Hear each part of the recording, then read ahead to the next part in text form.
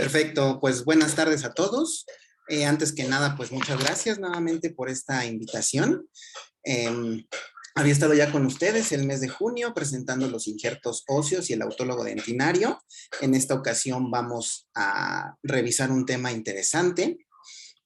No sé si me puedan ayudar a ver ahí si ya se ve mi pantalla, perdón.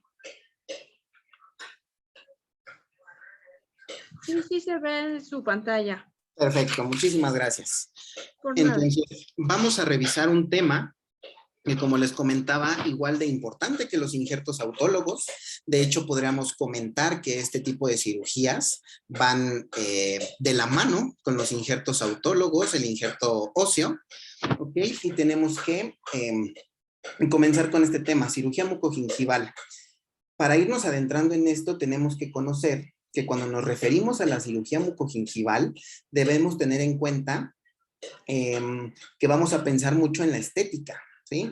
Nuestro paciente generalmente va a acudir con nosotros ya sea por algún tipo de molestia, de dolor, o si no por un tema estético. En la cuestión mucogingival tenemos muy presente el tema estético, el tema de que el paciente puede sufrir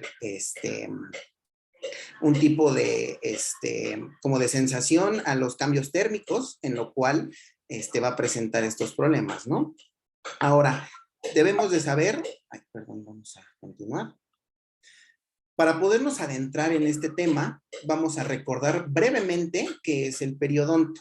Debemos de tener claro cuáles son los tejidos que van a conformar el periodonto, para saber a qué altura, a qué nivel vamos a tener problemas, qué es normal, qué es una patología y qué diferentes tratamientos podemos llevar a cabo.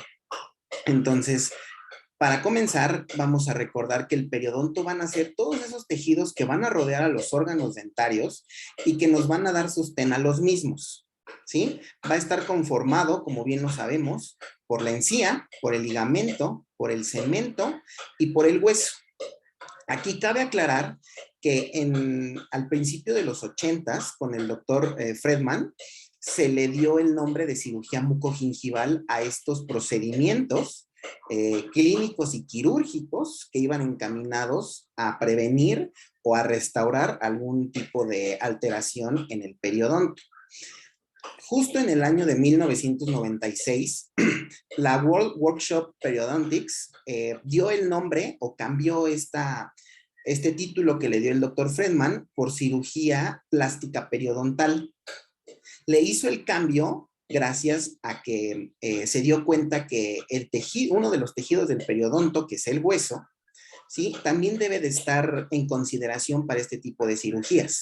Habrá cirugías que, como bien describió esta asociación, cirugías que van a ir acompañadas de un injerto gingival libre, un injerto de tejido conectivo, algún colgajo desplazado coronal o lateral, ¿sí? En el cual también necesitamos colocar un injerto óseo, ¿sí? Entonces, hablamos que ya muy recientemente, en 1996, se ha mantenido este nuevo título que es una cirugía plástica periodontal, ¿ok? Conociendo y retomando nuevamente cuáles son los tejidos que conforman al periodonto, ¿sí? También debemos de recordar cuáles son los tejidos o la clasificación de las mucosas orales. En este caso vamos a dar un breve recordatorio de qué es por lo que está conformada la mucosa. Tenemos la mucosa alveolar, la vemos en la parte superior. Encía libre, que es como pequeño festoneado que generalmente tienen nuestros dientes. Obviamente estamos hablando de esta clasificación de la mucosa oral en un estado de salud, ¿sí? Cuando ya entremos en un estado, alguna alteración, ya sea por desarrollo, por algún traumatismo, por alguna parte de arquitectura de la encía, podemos ya pensar que alguno de estos tipos de clasificación de la mucosa no estará presente, puede estar de más, ¿sí? Y habrá que tratarlo. Tenemos, bueno, la mucosa alveolar, que es esta que tenemos arriba, la encía libre, la encía interdental o las papilas, que generalmente las conocemos. Y una parte muy importante de esta clasificación de las mucosas que vamos a estar tocando en esta pequeña plática es sobre la encía insertada, que también es conocida como encía adherida, ¿sí? Y que es la parte de la mucosa oral que nos va a contener queratina, ¿sí? Debemos de tener un mínimo de encía queratinizada para poder llevar a cabo ciertos tratamientos de cirugía mucogingival. Ahora, bueno, está bien, vamos a tener alguna cantidad de esta encía queratinizada, pero si no la tenemos, no podemos realizar algún tipo de cirugía. Al contrario, tenemos que llevar a cabo una cirugía en la cual primero ganemos este tipo de encía, la encía queratinizada, para poder continuar con nuestro procedimiento, con el plan de tratamiento que se le ofreció a nuestro paciente. ¿Ok? Entonces, teniendo ya en cuenta toda esta clasificación de las mucosas, sabemos en qué lugar va a ir el injerto de tejido conectivo, en qué lugar va a ir un injerto gingival libre o los diferentes colgajos que vamos a ir platicando en estos procedimientos, ¿no? Ahora, bueno, ya sabemos en qué tipo de tejidos vamos a llevar a cabo estas cirugías, ya sabemos qué tejidos van a involucrar, el periodonto y las mucosas, pero ahora tenemos que entender qué es una cirugía plástica periodontal, ¿ok? Y para esto van a ser todos los procedimientos que van a estar encaminados a prevenir o también a tratar, en su defecto, algún tipo de alteración en la encía o la mucosa oral. ¿Ok? Debemos de tener en consideración que van juntos, hay problemas o hay defectos que van a estar involucrando encía junto con mucosa o que nos van a estar involucrando encía junto con algún tejido óseo, ¿no? Tejido duro. Dependiendo de este tipo de defectos, bueno, ya sabremos darle el plan de tratamiento, sugerir primero si debemos ganar tejido blando para posteriormente poder injertar un tejido óseo, porque bueno, si queremos primero hacer un injerto óseo, pero no tenemos tejido blando, va a ser complicado que podamos cubrir ese mismo injerto, ¿no? Se nos puede perder, se puede salir, se puede desechar y bueno, no va a aprender de la mejor manera, no vamos a ganar ese tejido óseo que tanto necesitamos y va a fracasar nuestra cirugía, ¿no? Entonces debemos de tener en consideración que vamos a necesitar primero tejido blando, tejido duro o en su defecto, y que sería una de las mejores opciones, si es que el caso en particular nos deja, poder ganar ambos tejidos al mismo tiempo, ¿no? Ahora, obviamente vamos a tener algún tipo de problemas que van a estar provocados por las siguientes etiologías. El trauma oclusal, ¿qué nos puede llegar a afectar en el periodonto o en las mucosas? Bueno, sabemos que un trauma oclusal puede estar relacionado con restauraciones, que nosotros mismos como cirujanos dentistas podamos hacer algún tipo de traumatismo con alguna rehabilitación, con alguna restauración mal colocada, mal ajustada, que nos quede alta. Bueno, por ahí puede comenzar los problemas en el periodonto, que nos pueda desencadenar algún problema periodontal que tengamos que atender con alguna de estas cirugías, ¿ok? El trauma oclusal puede ser por eso, puede ser de que tengamos algunas giroversiones, mordidas cruzadas, algún tipo de estas malformaciones en la arquitectura o en la estructura de la encía que nos pueda provocar, en el mejor de los casos, una recesión gingival, una clase 1, en la que todavía no lleguemos hasta la línea mucogingival, que no haya pérdida de la encía interdental y bueno, poderla tratar, ¿no? Pero si ese trauma oclusal se mantiene, continúa, es repetitivo, no se trata, bueno, podemos desencadenar hasta problemas más avanzados, ¿no? Como algunas abfracciones, ¿sí? En el cual la recesión gingival está muy marcada, el diente sufre de abfracción, el paciente ya tiene sensibilidad, entonces ya se vuelve mucho más complicado, ¿no? Recesiones gingivales como la que vemos aquí están muy grandes, ¿sí? Puede ser unitaria solamente o puede ser de varios dientes.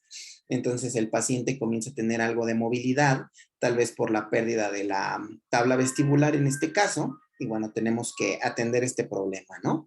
Ahora, muy importante, en la parte del trauma oclusal, nosotros podemos tratar esta eh, recesión gingival con, ya sea colocándole diferentes injertos, ya sea propios del paciente o aloplásticos, pero si no atendemos la etiología como tal, el problema, eso puede continuar. Podemos hacer nuestra mejor cirugía, colocar nuestros mejores materiales, pero si la etiología continúa, pues va a ser complicado, ¿no? En estos casos, si ya se diagnosticó que es por un trauma oclusal, obviamente primero solucionarlo, ayudarnos con guardas, quitar restauraciones que estén mal colocadas y que nos estén provocando esto. Si hay mordidas cruzadas, si tenemos una mordida abierta anterior o posterior, bueno, obviamente primero hacer el tratamiento ortodóntico, llevarlo a una buena mordida y posteriormente realizar este tipo de procedimientos, ¿no? Para que pueda quedar de la mejor manera y el paciente se sienta mucho mejor. Ahora, otra de las etiologías principales para poder generar un problema periodontal, pues obviamente es la enfermedad periodontal. Muchos de ustedes han visto ya en su consulta privada cómo el paciente llega con la enfermedad periodontal avanzada, tenemos mucho acúmulo de sarro, gingivitis y obviamente de la mano pérdida de la inserción, ¿no? Podemos tener sí, algún tipo de problema óseo, de resorción ósea, y generalmente cuando perdemos hueso, la encía continúa con esa pérdida. Como la encía tiene una parte de sostén sobre la cresta ósea, si esta desaparece, si esta comienza a bajar, bueno, la encía lo va a seguir y vamos a tener este tipo de problemas, ¿no? Entonces, primero solucionamos la parte de la enfermedad periodontal, hacemos el control, ¿sí? Eliminamos todo este sarro, eliminamos todo el biofilm que pueda estar presente, y una vez que intentemos dejar esta estructura, el periodonto, en un estado de salud, bueno, podemos pensar en ya solucionar la estética, ¿no? En solucionar esas regiones gingivales, las fenestraciones que puedan estar presentes, bueno, ya lo solucionamos, ¿no? Estas son provocadas por estas etiologías. Y algunas de las indicaciones, ¿sí? Para poder realizar una cirugía plástica periodontal son las siguientes. Recesiones gingivales, como bien hemos estado platicando y siéndoles muy honesto, es de las cirugías más comunes que vamos a tener, que vamos a utilizar, cirugías plásticas periodontales. Frenillos aberrantes, bien sabemos que si tenemos frenillos ya sean labiales o el frenillo lingual insertado en una posición muy anterior que no nos deje el libre movimiento del labio, que no nos ayude a cerrar diastemas, o en la parte lingual que pueda ser considerado diagnosticado como una anquiloglosia, bueno, es momento de utilizar una de estas cirugías plásticas periodontales para poder resolver el problema, ¿no? Sonrisa gingival, como la vemos aquí, estos pacientes en los que ya medimos el borde inferior del labio superior hacia el borde incisal de los centrales superiores, si ya tenemos más de 4 o 5 milímetros, perdón, de 2 a 3 centímetros de esta parte, estamos hablando de una cirugía, de una sonrisa gingival, ¿sí? En el cual, bueno, nuestro paciente no se siente muy cómodo, que al momento de sonreír pueda tener, enseñar toda esta parte de la mucosa, ¿sí? Toda esta parte de encía, y bueno, necesitamos solucionar ese problema estético, ¿no? La hiperplasia gingival, esto lo podemos ver con pacientes con algunas enfermedades, con medicamentos, ¿sí? O también pueden ser provocadas por enfermedad periodontal. En el caso de que se acumula mucho biofilm, el paciente no tiene una buena higiene, no se ha tratado su enfermedad periodontal de buena manera, bueno, vamos a tener presencias de hiperplasias gingivales y hay que utilizar este tipo de cirugías, ¿no? Ausencia de encía insertada. Esto lo comentábamos al principio, en el cual para poder llevar a cabo cierto tipo de cirugías, que bueno, de todo esto que les estoy hablando, vamos a tocar varios casos clínicos en los cuales lo vamos a ir viendo de mejor manera, pero bueno, debemos de tener buena cantidad de encía insertada para poder llevar a cabo algunos tipos de colgajos. Si no tenemos una encía insertada, que es lo que generalmente sucede cuando tenemos una recesión gingival, cuando tenemos una inserción del frenillo labial aberrante en el que está prácticamente sobre la encía interdental o sobre la encía insertada, entonces primero tenemos que ganar encía queratinizada para posteriormente realizar la siguiente cirugía, ¿no?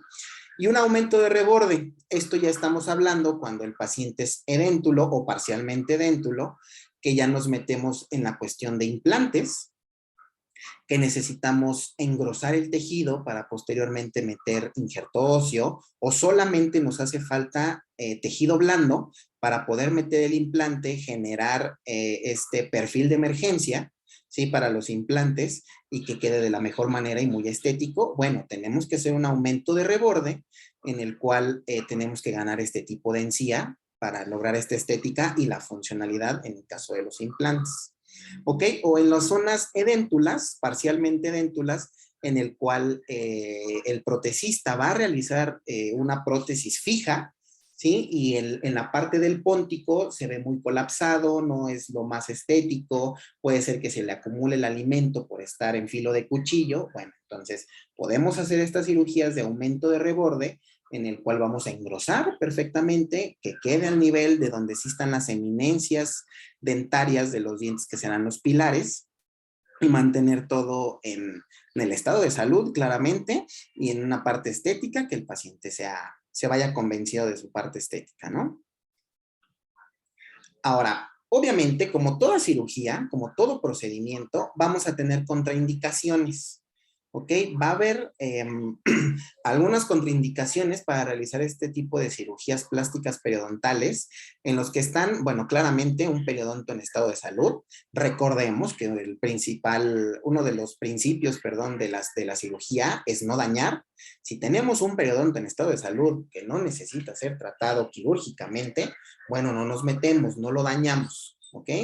Alteraciones sistémicas, como bien lo sabemos en cualquier procedimiento quirúrgico, pacientes que no estén controlados, que sufran alguna enfermedad de coagulopatías, ¿sí? Que no puedan ser intervenidos quirúrgicamente, bueno, vamos a tener una contraindicación y tendremos que buscar alguna alternativa clínica que nos pueda funcionar, ¿no? O en el caso en que el paciente tenga que ser controlado, lo remitimos con su médico tratante, ¿sí? Hacemos una interconsulta, mandamos nuestra carta de interconsulta especificando qué tipo de procedimiento voy a realizarle, necesito que esté en los niveles correctos, ya sea de glucosa, de hipertensión, si es que sufre de hiper o hipotiroidismo, si tiene alguna enfermedad que esté directamente relacionada con el tejido conectivo. Bueno, en esos casos tenemos que hacer nuestra interconsulta, que el médico tratante lleve a nuestro paciente los niveles normales, pedirle sus exámenes de laboratorio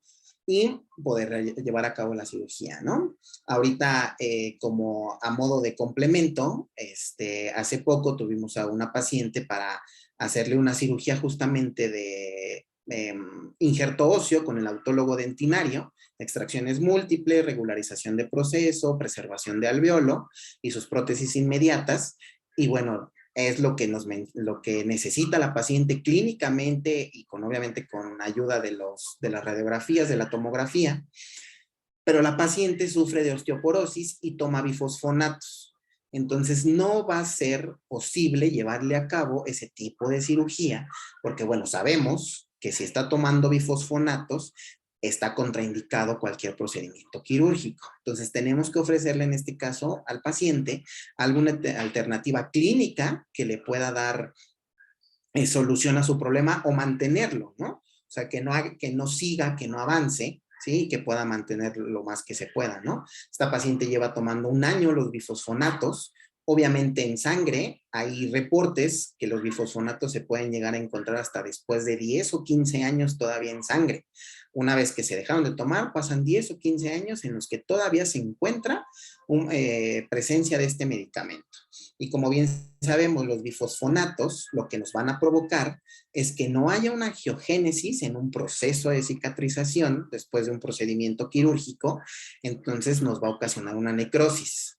Si nosotros no hubiéramos llevado a cabo la historia clínica con esta paciente y hubiéramos pasado por alto que sufre de artritis y que toma bifosfonatos, bueno, nosotros levantamos colgajo, raspamos, metemos hueso y todo, y hubiéramos tenido un problema, ¿no? En el cual hubiera habido necrosis bastante avanzada y generalizada, y bueno, hubiéramos tenido un problema, ¿no? Entonces, cabe mencionar aquí que aunque sean cirugías plásticas periodontales, que mucha gente pueda llegar a mencionarles que son cirugías estéticas, que no hay mayor problema, que no vamos a tocar hueso, que no vamos a hacer una cirugía tan extensa, aún así que no les tiemble la mano de poder solicitarle a su paciente los exámenes de laboratorio para que ustedes tengan la certeza de que están atendiendo de manera integral a su paciente, ¿no?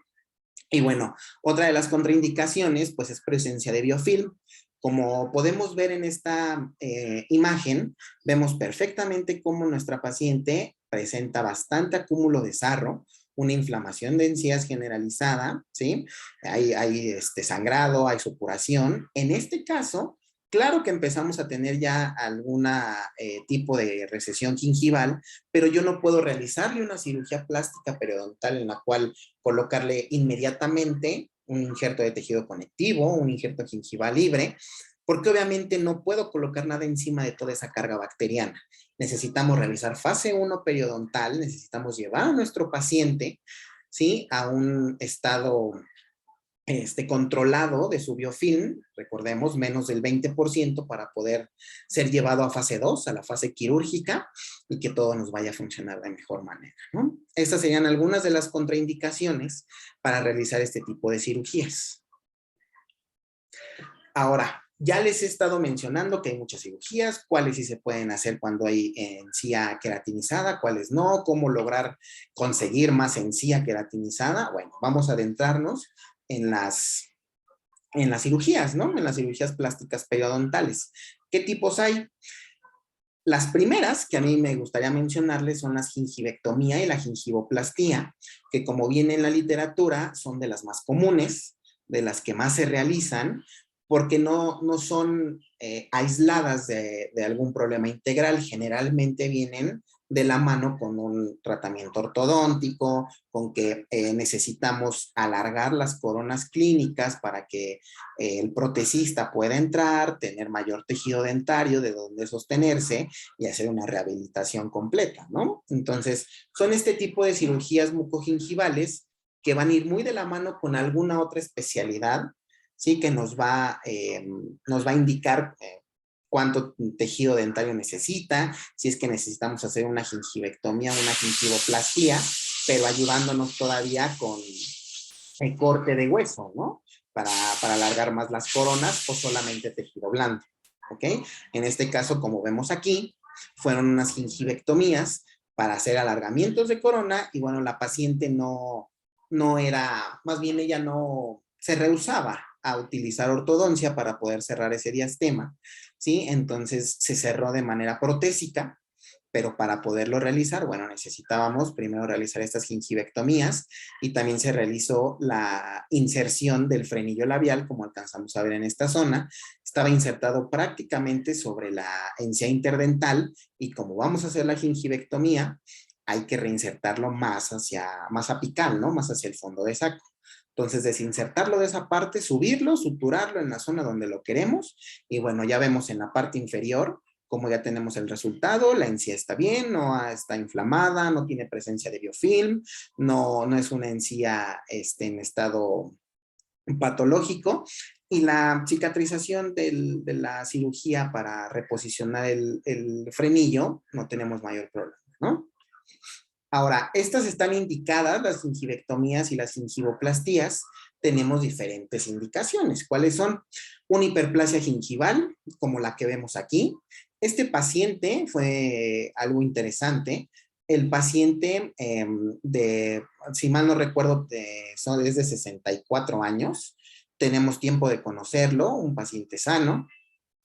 Y en esta temporada del COVID, desgraciadamente se contagió, estuvo en casa, no hubo necesidad de llevarlo al hospital, pero al término de este proceso, que sí la pasó algo mal, obviamente se hace nuevamente su prueba, es negativo y todo, acude con nosotros porque tiene esta presencia de hiperplasia gingival, ¿ok? Entonces, es una hiperplasia fibrosa, ¿sí? Porque tenemos este crecimiento de encía, realmente no hay un acúmulo de biofilm que podamos pensar que esta hiperplasia gingival fue provocada por una enfermedad periodontal, sino simplemente que esta inflamación generalizada que nos provoca el COVID también influyó en la parte, en el epitelio, en el tejido conectivo, e inflamó completamente esta encía, ¿sí? Entonces, obviamente tenía el problema de sangrado en nuestro paciente,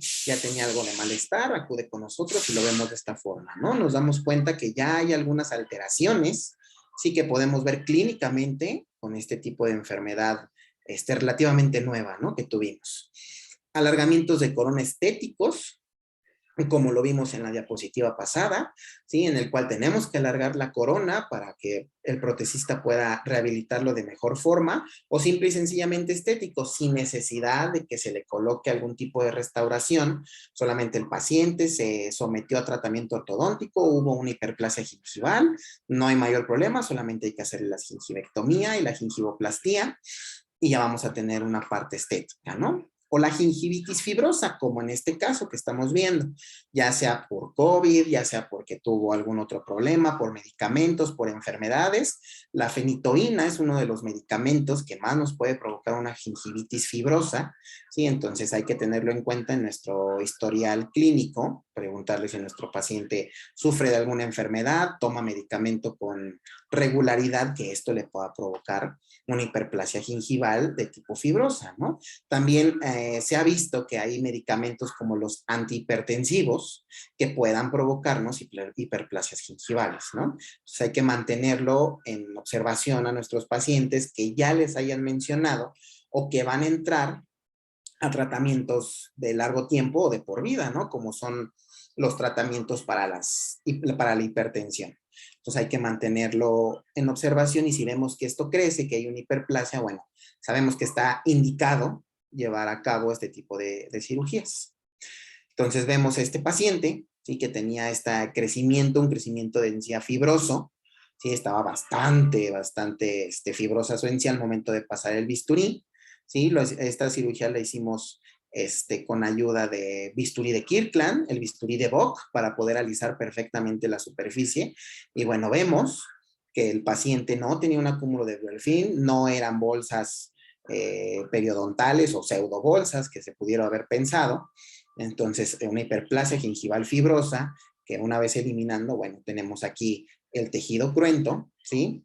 Y para que cicatrice por segunda intención, porque obviamente aquí no va a haber ningún tipo de sutura.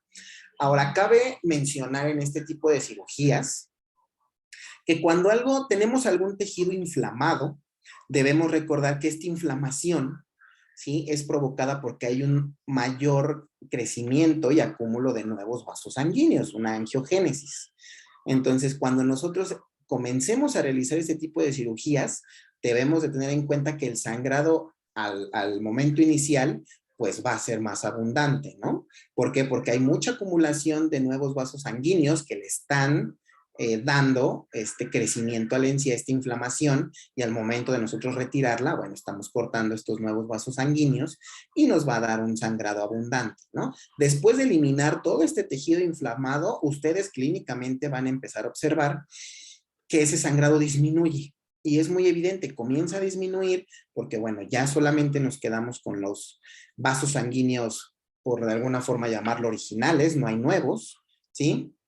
La hemostasia comienza a hacerse presente y, bueno, posteriormente, ya cuando se empiece a hacer todo el proceso de cicatrización, habrá nuevamente una angiogénesis, pero en la cual ya se va a hacer una cicatrización sin problemas de inflamación. Ok, vemos aquí el antes y el después. Obviamente se empiezan a descubrir los dientes. Vemos que el tejido está bien, que la parte de hueso también no hay mayor problema. Entonces vamos a dejar que cicatrice de esa manera. Aquí hay otro caso en el cual les comentaba, puede haber hiperplasias gingivales fibrosas provocadas por estos tratamientos de ortodoncia. Claro, aquí hay que saber diferenciar si solamente es por estos movimientos, ¿sí? O bueno, también es porque el paciente no nos está ayudando en la parte de su higiene. Hay mucho acúmulo de biofilm, tenemos ya la presencia de sarro, entonces debemos saber que por eso también puede haber una hiperplasia, ¿no? Entonces, aquí obviamente hay que llevar el tratamiento de la mano con el ortodoncista, saber en qué fase está del tratamiento, si está próximo a terminar, si todavía hay que hacer movimientos, ¿sí? Porque también en esta imagen vemos que está en un proceso ya avanzado de la ortodoncia, pero bueno, aún continúa, ¿no? Pero hay veces en que estas hiperplasias gingivales fibrosas pueden aparecer cuando se hacen extracciones de premolares, ¿sí? En esa zona edéntula que quedó, en el proceso de cicatrización, de regeneración, puede llegarse a presentar una hiperplasia gingival tan grande y tan fibrosa que se mantiene en el lugar del premolar. Entonces, al momento de hacer los movimientos, el ortodoncista es tan fibrosa esencia que no deja cerrar ese espacio. Entonces, en estas ocasiones es cuando llaman al departamento de periodoncia para poder eliminar toda esa fibrosis que se originó en la zona edéntula para que se pueda realizar el movimiento, si no va a ser imposible. Y bueno, lo que ya sabemos, ¿no? Lo que hemos visto desde hace mucho, que la inserción de estos frenillos aberrantes, el frenillo labial, sí, nos puede provocar que estos diastemas no cierren y durante el transcurso de ortodoncia podemos realizar una frenilectomía para que se pueda cerrar, ¿no? Y bueno, vemos aquí cómo con ayuda de esta cirugía plástica periodontal podemos descubrir más corona clínica, ¿sí? Podemos eliminar todo ese tejido fibroso en el cual obviamente nos va a traer buenos resultados, que si en este caso el paciente no se sometió a esta cirugía de la frenilectomía para poder cerrar ese diastema, bueno, si el paciente lo decidiera, en este momento se puede realizar la desinserción de este frenillo, de la brida, se elimina y podemos cerrar ese diastema sin problema, ¿no? Vemos el antes, el después, o sea, si hay un cambio al momento de retirar todo este tejido gingival, hay un cambio. Obviamente, si no retiramos este tejido, lo que nos va a provocar es que haya una acumulación de biofilm, el paciente va a ser muy susceptible a generar el cálculo, a mantenerlo ahí, y bueno, vamos a comenzar con los problemas periodontales, ¿no? Pérdida ósea, movilidad, supuración, y bueno, tendremos que pensar en hacer otro tipo de plan de tratamiento, ¿no? Esto por la parte de las gingivectomías y las gingivoplastías. Son las indicaciones más frecuentes que los van a mantener, se van a presentar en su consulta diaria, en el que vamos a tener que hacer uso de esta cirugía, ¿no? Ahora, la siguiente, entre las más comunes, tenemos una cobertura de recisiones gingivales. Sí, sabemos que se nos van a presentar en nuestra consulta, el paciente va a llegar con sensibilidad, que generalmente es hasta el momento en que se da cuenta el paciente que tiene un problema, ¿no? Generalmente no se pasan revisándose su encía, no ven hasta dónde está el festoneado, si todos están iguales, si hay algún diente que está empezando a perder encía, es muy complicado que el paciente lo note por sí solo, ¿no? Entonces ya está el momento en el que percibe, perdón, esa hipersensibilidad a los cambios térmicos, cuando acude con nosotros y ya tenemos la presencia de estas recesiones gingivales, ¿no? Ahora, vamos a platicar sobre algunas de las cirugías que podemos llevar a cabo para solucionar estos problemas, ¿no? Y obviamente los materiales, porque también hay que tener en consideración que afortunadamente ya existen en el mercado varios materiales que nos pueden ayudar a solucionar estos problemas. Pero el primero, igual vámonos desde lo más sencillo hasta lo más complejo para poder solucionar estos problemas. Lo más tranquilo puede ser un colgajo desplazado, como lo vemos en esta imagen, en la primera. Vemos cómo solamente se levanta un colgajo, en este caso, en esta técnica, porque también hay varias. Se hacen 2 cortes liberatrices para quitarle la tensión al colgajo y que pueda desplazarse, en este caso, hacia la corona, ¿no? Es un colgajo desplazado coronal, en el cual es muy sencillo. Este está indicado para recesiones gingivales pequeñas que no excedan los 3 milímetros. Están indicadas porque solamente el mismo tejido nos va a ayudar a cubrirlas, ¿no? No va a ser necesario darnos de algún otro material. La siguiente técnica es un injerto de tejido conectivo. Aquí ya estamos hablando de algo un poco más invasivo, en el cual, para empezar, ya vamos a tener 2 sitios quirúrgicos en el momento de la cirugía, ¿sí? Obviamente el sitio receptor, que va a ser donde esté presente la recesión gingival, y la zona donante, que va a ser de donde vamos a obtener el injerto, ¿no? Que es esta imagen que tienen en la parte inferior. Aquí podemos ver que es un injerto de tejido conectivo. Ok, más adelante les voy a dar las diferencias entre qué es un injerto de tejido conectivo y un injerto gingival libre, porque los dos tienen similitudes, pero también tienen diferencias, y una diferencia muy importante es saber en dónde se puede colocar los injertos y qué característica debe de tener el colgajo para elegir uno u otro. ¿Ok? Un injerto gingival libre, que ahorita lo estamos comentando, o injertos aloplásticos. Los aloplásticos son estos materiales que les comento que afortunadamente ya tenemos en el mercado. Sí, ya podemos obtenerlos de otras fuentes y podemos ahorrarle a nuestro paciente un segundo lecho quirúrgico, ¿no? De dónde obtener el injerto. Obviamente aquí la desventaja principal de un injerto aloplástico es el precio. Desgraciadamente tienen un precio elevado que muchas veces el paciente no está dispuesto o no tiene las posibilidades para comprarlo, para adquirirlo. Entonces vamos a tener esa enorme desventaja. Pero fuera de esa, son muy buenos estos injertos. También vamos a tocar algunos. Nuevamente vamos a comenzar con algunos casos y nos vamos a ir desde lo más tranquilo hasta tal vez lo más grande, ¿no? En este caso vamos a ver un colgajo desplazado coronal. Vemos en esta imagen cómo el canino y el lateral tienen presencia de recesiones gingivales, y bueno, la paciente nos menciona que en el departamento de prótesis, de rehabilitación, muy constantemente le están colocando estas resinas. De hecho, aquí se alcanzan a ver todavía. Dice, yo vengo a mi consulta, me colocan mis resinas, pasan ciertos meses, cierto tiempo, pero se me caen. Entonces comienzo con una sensibilidad.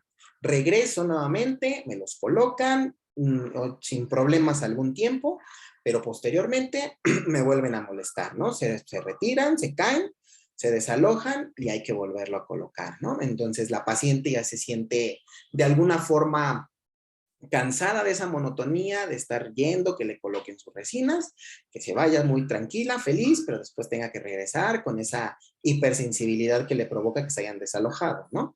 En este caso, el departamento de periodoncia le menciona que es necesario hacerle mejor una cirugía mucogingival en la cual se soluciona el problema, ¿sí? Pues ya sería muy complicado que pueda tirar la encía, ¿no?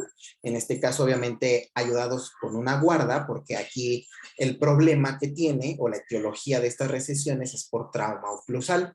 Vemos como su mordida no es la adecuada, no es la mejor. Entonces tenemos puntos prematuros de contacto que le están ocasionando estas recesiones, ¿no? Si nos damos cuenta, el lateral, la parte que contacta con su antagonista, si trazáramos aquí una línea sobre su eje longitudinal, es justamente donde está el cenit o la parte más alta de la recesión gingival. Entonces nos podemos dar cuenta por aquí que es provocado por un trauma oclusal, y de hecho no sé si se alcance a ver en la parte inferior, en el premolar, también tiene la presencia de resina, de este material de obturación, pero vamos a hacerlo por partes para que el paciente se pueda sentir mejor. Entonces, vemos aquí con ayuda de la sonda periodontal cómo son unas recesiones pequeñas, no son unas recesiones grandes que nos puedan, que el caso nos amerite, ya sea adquirir un material de injerto o tomarlo del paladar, ¿no? Entonces vamos a hacer un colgajo desplazado coronal. Vemos que en el lateral todavía es más pequeña la recesión, pero bueno, tenemos la posibilidad de hacer la cirugía mucogingival. ¿Cómo la vamos a realizar? Con ayuda de una hoja de bisturí del número 15C, que es más delgada que una hoja 15. Vamos a hacer la incisión intrasulcar, ¿ok? En este caso, un caso en particular, se hizo por tunelización, no se levantó la papila, ¿ok? Solamente se debrida más allá de la línea mucogingival para eliminarle la tensión al colgajo, ¿ok? Obviamente entramos por el canino, hay que entrar siempre de la parte más distal hacia la mesial, después nos vamos con el lateral, no sé si se alcanza a ver aquí, por encima de la línea mucogingival tenemos la punta de la hoja de bisturí, liberando todo el colgajo y liberándole la tensión. Posteriormente se realiza una incisión horizontal en fondo de saco con el objetivo de liberar más la tensión del colgajo, que se pueda desplazar en sentido coronal, suturarlo, en este caso se hizo con puntos suspensorios, ¿sí? Y poderlo llevar a cabo, mantenerlo en su lugar y que no haya necesidad de hacer otro tipo de cirugía, ¿no? En este caso, también cabe mencionarles que si no hubiéramos tenido, si la recesión gingival fuera más grande, podemos ayudarnos con un injerto de tejido conectivo. ¿Cómo es esto? Se levanta, aquí ya se levanta la papila, sí tenemos que hacer un colgajo mucoperióstico, colocarle entre la raíz y la encía o entre el colgajo el injerto de tejido conectivo y hacer el colgajo desplazado coronal, ¿sí? Para mantenerlo en su lugar, pero para también hacer engrosar nuestro tejido, ¿ok? Este tipo de cirugía que les acabo de comentar es cuando no tenemos encía queratinizada. Regreso a lo mismo por si no quedó muy claro. Si tenemos poca encía, porque la recesión gingival es muy alta, ¿sí? Son muy grandes. Si yo solamente intento jalar la misma encía, no va a llegar hasta donde debería.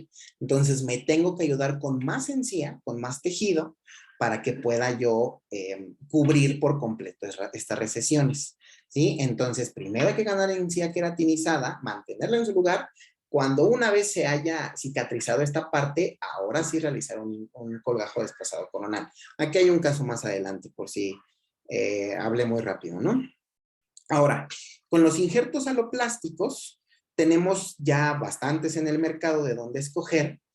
El primero es este que tenemos aquí, que es el derma de la casa Total Implant, ¿sí? Esta es una matriz dérmica acelular que es de origen porcino. ¿Ok? Es una membranita que aquí alcanzamos a ver, es muy rígida, muy rígida. Ojo, aquí cabe aclarar que necesita ser hidratada. Es muy rígida, podríamos hasta compararla, obviamente antes de ser hidratada, la podríamos comparar hasta con una malla de titanio de lo rígido que está.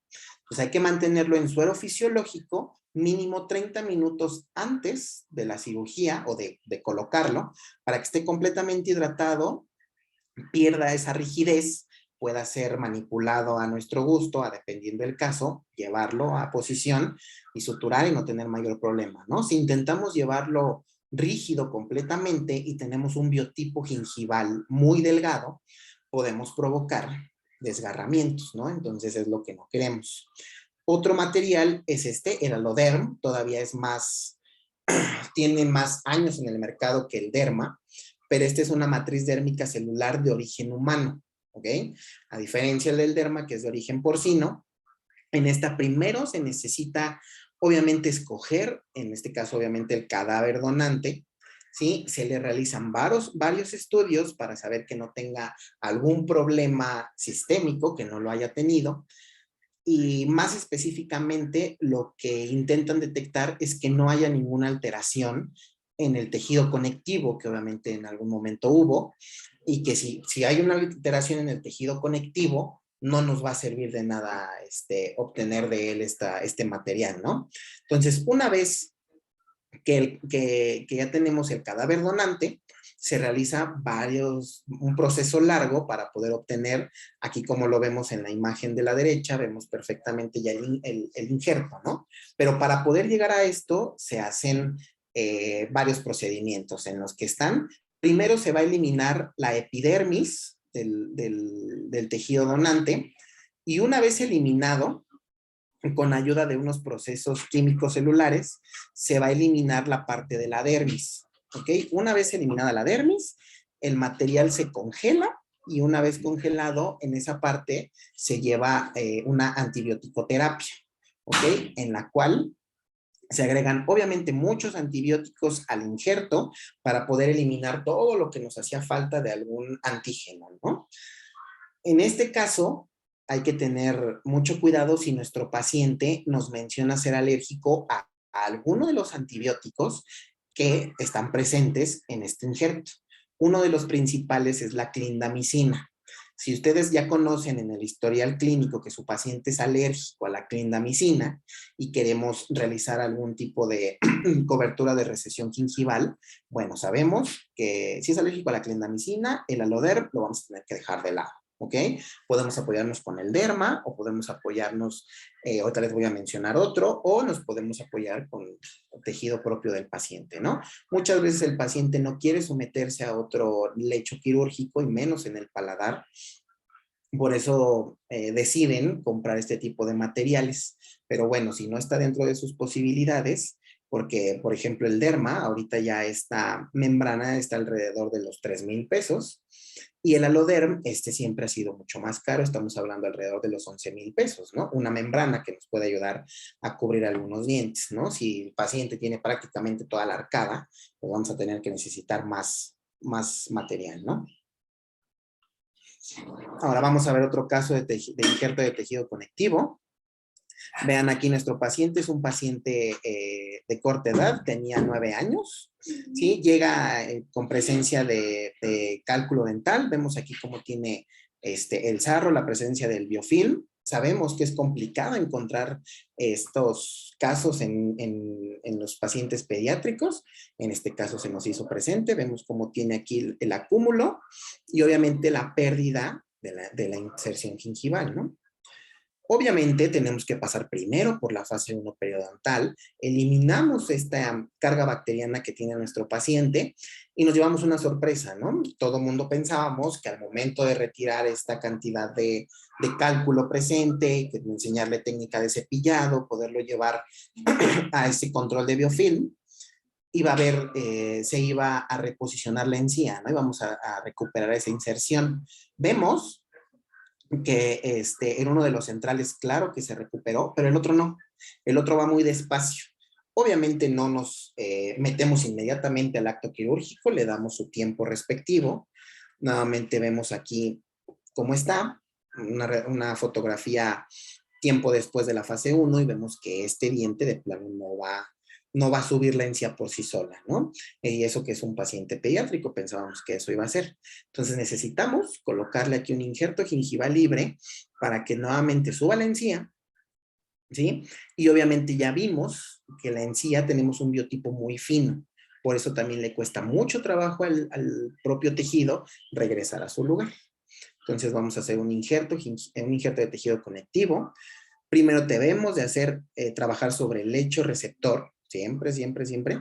Hay que manejarlo hay que empezar la cirugía sobre esto. Vamos a levantar un colgajo de espesor total.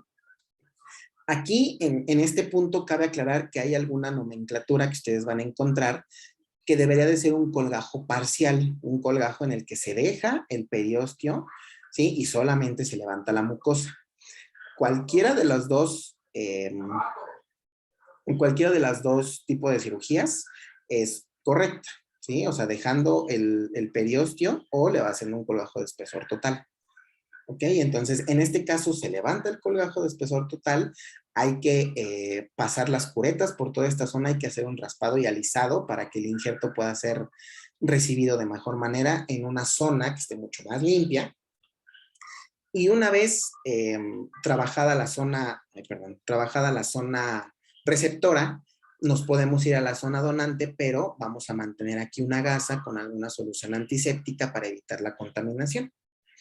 ¿Okay? Después de aquí nos vamos a la zona donante. Sabemos que existen varias zonas dentro de la cavidad bucal en las cuales podemos obtener este injerto, ¿no? El principal es del paladar y es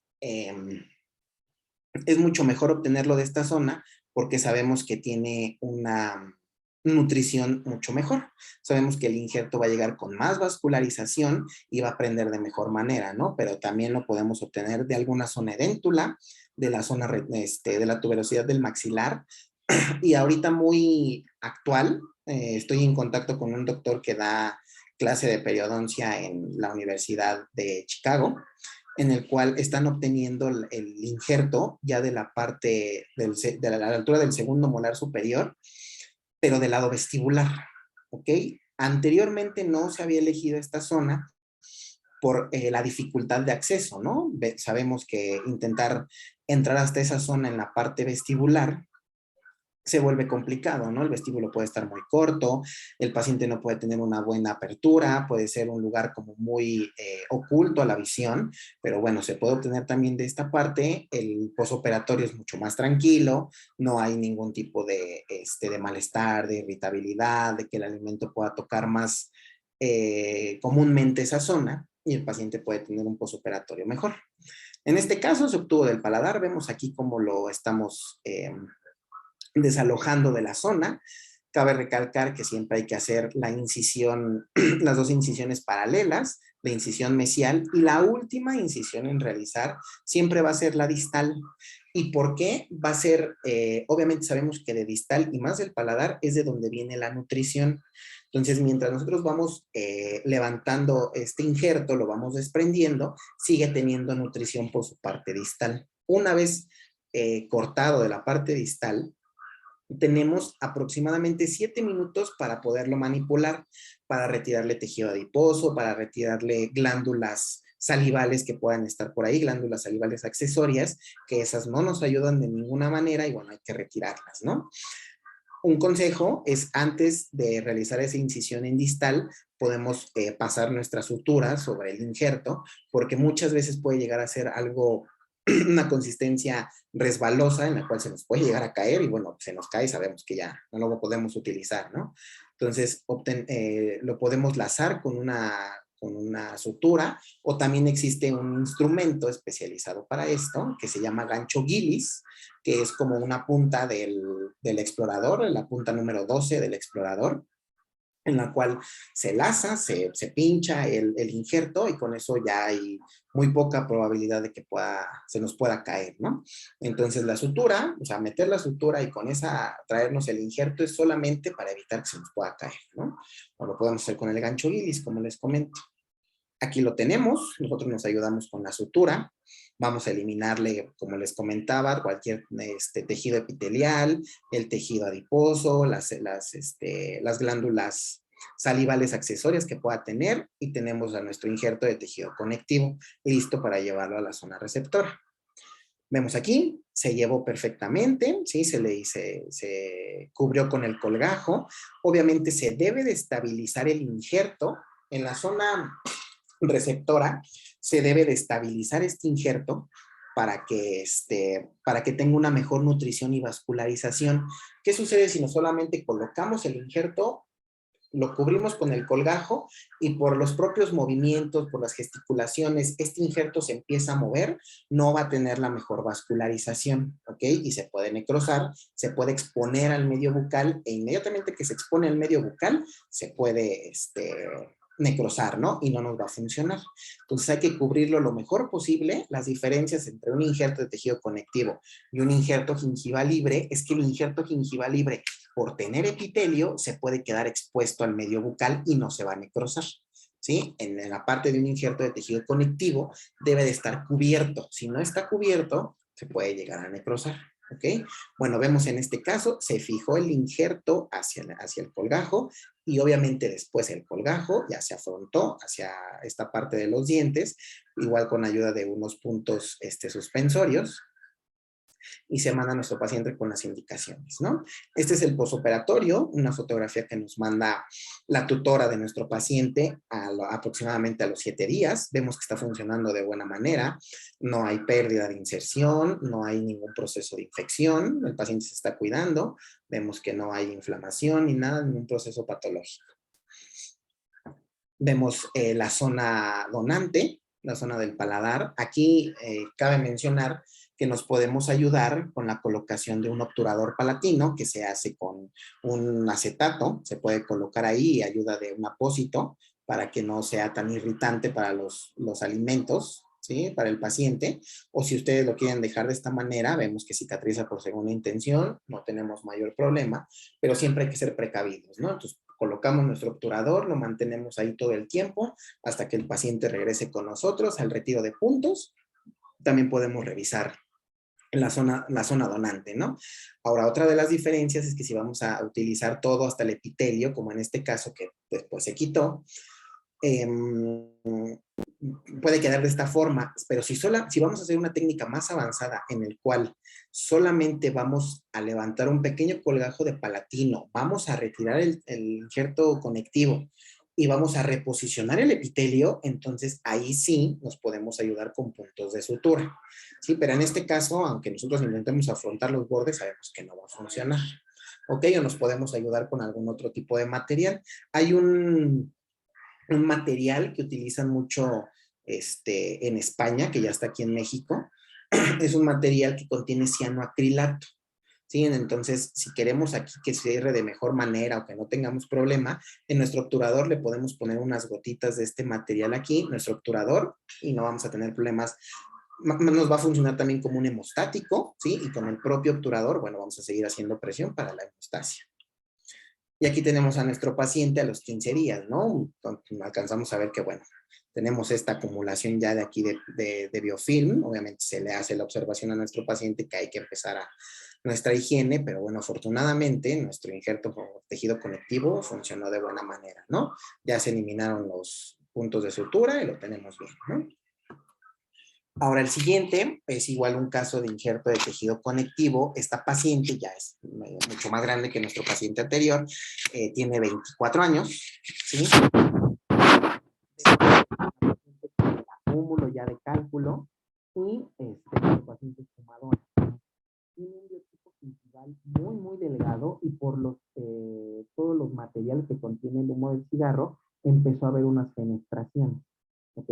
Vemos aquí estos como pequeñas perforaciones, que son las fenestraciones, y pigmentadas o sea, están pigmentadas mientras sea por la propia melanina o que también sean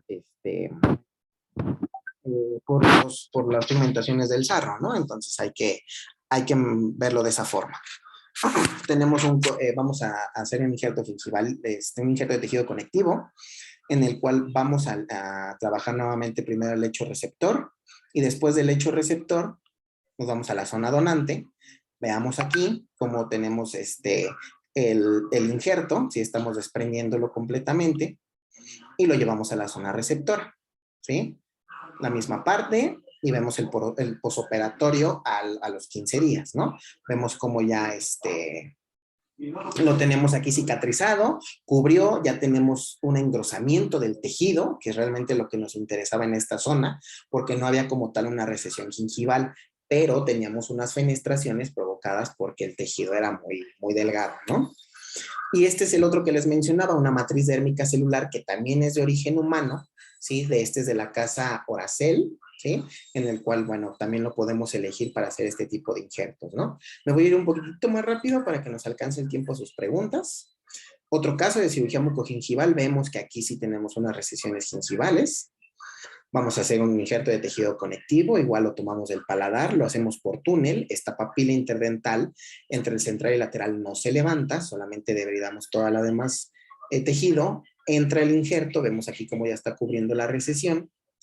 Y aquí nos ayudamos nuevamente con esta incisión en fondo del vestíbulo y nos vamos a ayudar con unos puntos que van a estar sostenidos por un puntito de resina, puede ser resina fluida, en el cual siguen haciendo esta tracción del tejido para mantenerlo en posición. ¿Okay? Otro caso nuevamente, estas recesiones pues eran ya más grandes y muy generalizadas, ¿sí? Nos ayudamos de tejido conectivo y de un colgajo desplazado coronal, ¿sí? Entonces primero se debridó toda esta zona, se levanta el colgajo mucoperióstico, vamos a la zona receptora, tomamos el injerto, se coloca en posición y lo cubrimos con con el colgajo desplazado coronal.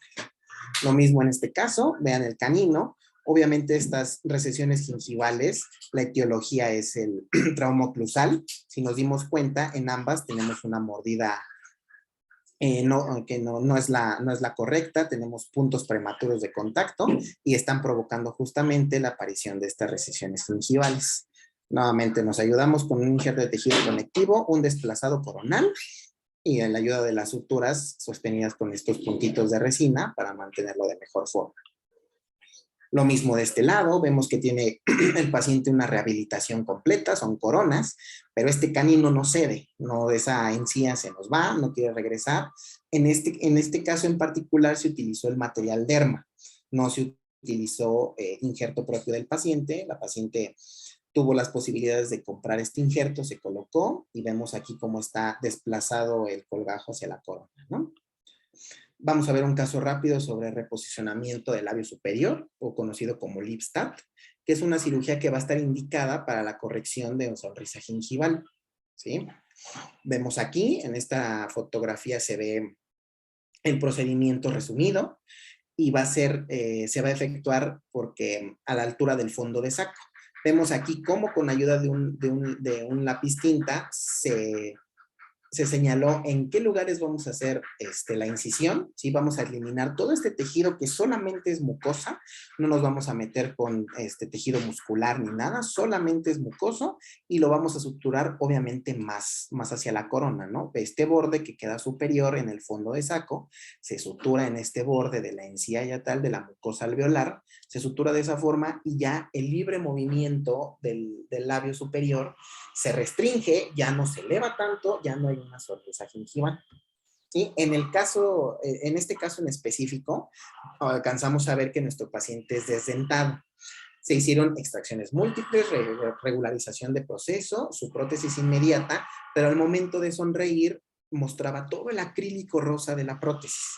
Entonces no era nada estético. Se decidió ofrecerle la parte del lip stat, del reposicionamiento del labio superior, para este borde que tenemos aquí arriba, sobre el fondo del vestíbulo, suturarlo más inferior, y entonces la altura del reborde sigue siendo idónea para que se pueda sostener una prótesis total, pero ya no es tan alto como para que nos pueda, al momento de sonreír, la paciente esté enseñando esa parte del vestíbulo, ¿no? De la parte rosa de la prótesis y sea lo más estético posible.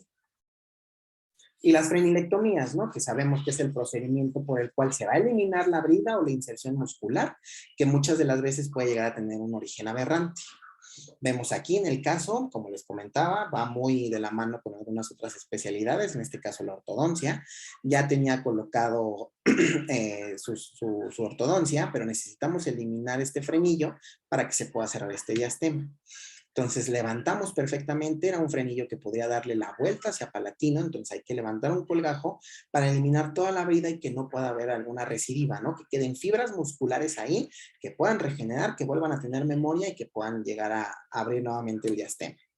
¿Sí? Entonces, después de eliminar bien completamente la brida, eliminamos el frenillo por su parte epitelial y lo tenemos así, ¿no? Y el último caso, que es un blanqueamiento gingival. Obviamente también va a entrar en esta cirugía plástica periodontal, ¿sí? Que va a ser un procedimiento por el cual se va a eliminar la pigmentación de las encías a causa de la melanina. Y obviamente no solamente provocado por esto, también puede ser provocado por medicamentos. El paciente no es una parte estética, entonces hay que resolverse. Entonces tenemos a nuestro paciente así. En este caso también se le hizo una frenilectomía porque, bueno, tenía ortodoncia y el frenillo también estaba colocado e insertado de una forma aberrante, ¿no? Entonces vamos a eliminar toda esta pigmentación y hacer la frenilectomía. Entonces vamos a hacer la asepsia, ¿sí? Vamos a mantener todo nuestro lecho quirúrgico lo más descontaminado posible.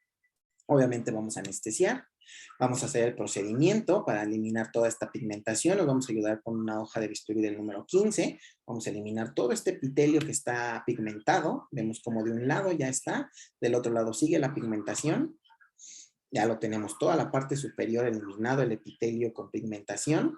Tenemos que hacer un pulido ayudándonos con una copa de hule y pasta profiláctica. Esto con el objetivo de alisar perfectamente el epitelio, que no nos quede ninguna parte pigmentada y que todo este procedimiento de regeneración por segunda intención pueda llevarse de manera correcta y sin que vuelva a aparecer esta pigmentación, ¿no?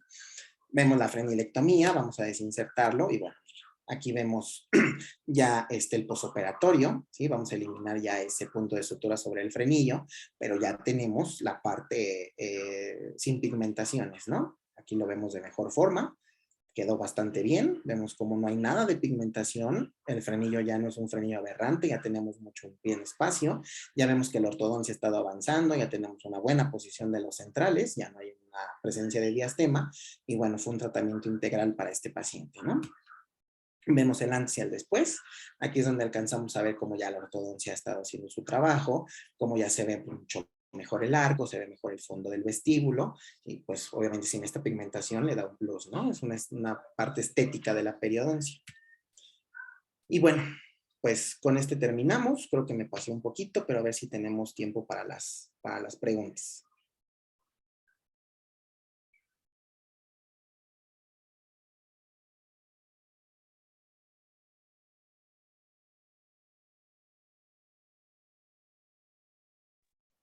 Entonces, pues ya, a ver si tenemos tiempo. Muchas gracias por su ponencia, doctor. Sí, tenemos varias preguntas. La primera de ellas es, ¿qué solución qué solución antiséptica utilizo antes de la colocación del injerto? Podemos utilizar yodo, que es uno de los antisépticos pues mejores para este tipo de procedimiento, ¿sí? O podemos utilizar la misma clorhexidina, ¿no? En la zona receptora, que se deja una gasa mientras estamos trabajando en la zona donante, podemos embeberla con yodopovidona o podemos embeberla con clorhexidina y dejarla ahí, ponerla o sea, reposicionar el colgajo, ponerle su gasita con el antiséptico, posicionar el labio en su lugar y trabajar en la zona donante, no hay mayor problema. Muchas gracias, doctor. La siguiente pregunta es que durante su ponencia usted nos mencionó de un producto que usan en España y que ya se encuentra en México. ¿Nos puede repetir, por favor, el nombre? Híjole, el nombre como tal no lo tengo, pero sí lo que les puedo mencionar es que lo pueden encontrar en el depósito como un hemostático con cianoacrilato. Gracias, doctor. La siguiente pregunta es, ¿qué opina de utilizar fascia lata para la preservación del alveolo? Nos puede ayudar, eso va como muy relacionado con el endogain, que son proteínas derivadas del esmalte, y nos puede funcionar, lo podemos utilizar solo para preservar el alveolo o lo podemos combinar con el injerto óseo. No hay mayor problema, es muy bueno, son materiales muy buenos que nos ayudan a la proliferación de de las células, en este caso de hacer una osteogénesis. Entonces son materiales muy buenos que hay que utilizar y sí, en este caso yo lo recomendaría mezclarlo con el injerto óseo y poderlo llevar para la preservación de alveolo. Muchas gracias, doctor. Doctor, ¿nos podría comentar, por favor, cómo es el proceso de limpieza del injerto previo a su reubicación en la zona a donar? Sí, en reposición en la zona receptora sería más bien. Pero sí, se retira el injerto de la zona donante, ya sea, como les decía, con ayuda de la sutura, con el gancho Gillis, y se puede colocar sobre un abatelenguas estéril o sobre una zona estéril. Se coloca y con ayuda de una hoja de bisturí se elimina todo el epitelio. Se alcanza a ver cuando se está eliminando. Obviamente el epitelio del paladar va a ser un rosa salmón que hay que eliminar. Cuando ustedes ya vean que su injerto está quedando como más color blanquecino, es porque estamos teniendo solamente el injerto de tejido conectivo. Esa sería la manera de eliminarle por completo, ya sea con una hoja de bisturí o con una tijera para encía. Con una tijera para encía para eliminar todo ese epitelio, el tejido de grasa que pueda tener. Obviamente sabemos que la pigmentación del tejido adiposo es pues más amarillento, hay que eliminarlo y mientras esté de color lo más blanco posible, tenemos un injerto de tejido conectivo y está listo para llevarlo a la zona receptora. Ahorita que menciona lo del tejido conectivo, doctor, nos preguntan que qué se hace en dado caso de que se llegue a necrosar. Hay que eliminar, hay que rasparlo. O sea, si vemos que nuestro paciente regresa y tenemos esas signos y síntomas de un injerto necrosado, pues obviamente habrá que anestesiar, raspar, eliminar todo el tejido que esté necrosado. En la medida de lo posible suturar, si es que ya no se pueden afrontar los bordes, bueno, le dejamos por segunda intención, darle tiempo de su cicatrización, que se vuelva a recuperar el tejido y posteriormente ahora sí hacer el injerto de tejido conectivo, pero ya evitando que quede expuesto y se pueda necrosar. Pero sí, si se necrosa, hay que rasparlo por completo, hay que quitar todo lo necrótico. Muchas gracias, doctor. ¿Y qué sutura es mejor para cirugías periodontales? Periodontales. Sí, se menciona que las suturas, entre más delgaditas en la parte de cirugía periodontal, pues son mucho mejor, ¿no? Porque podemos evitar desgarrar y también otra de las indicaciones es que sea una sutura reabsorbible. por el tema de que la seda puede acumular más biofilm, más antiguamente placa dentobacteriana, entonces eso puede llegar a perjudicar en el proceso de cicatrización, ¿no? Una cirugía entre más pequeña mejor, hay cirugía de 6 ceros, perdón, sutura de 6 ceros que podemos utilizar y que es reabsorbible de catgut, y con esa no tenemos problema. Obviamente para utilizar estas suturas tan delgadas también necesitamos pinzas especiales para esto, ¿ok? Puede ser, yo les recomendaría unas Castro Viejo, ¿sí? Para que puedan pinzar perfectamente el cabo cuando estén suturando, porque es muy, muy delgado. Doctor, ya para finalizar, ¿nos puede decir, por favor, al realizar una cirugía de tejido conectivo en un defecto donde existe pérdida ósea, repercute en el éxito de la cirugía? ¿Qué se puede hacer en estos casos?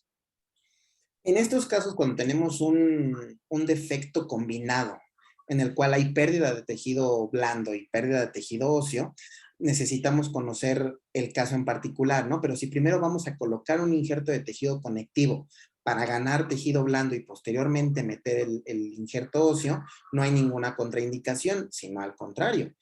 Se ha demostrado que el tejido conectivo como tal tiene la capacidad de inducir la diferenciación de células osteogénicas, osteoprogenitoras. Entonces ya comenzar el proceso de regeneración ósea. Entonces, si tú vas a colocar un injerto de tejido conectivo donde hay un defecto óseo, está perfecto. Ya sea que lo hagas al momento, injerto de tejido conectivo y el injerto óseo, que te dé para poderlo cerrar, o primero solamente el injerto de tejido conectivo, dejas que cicatrice, que ganemos encía y posteriormente meter el injerto óseo, no hay mayor problema.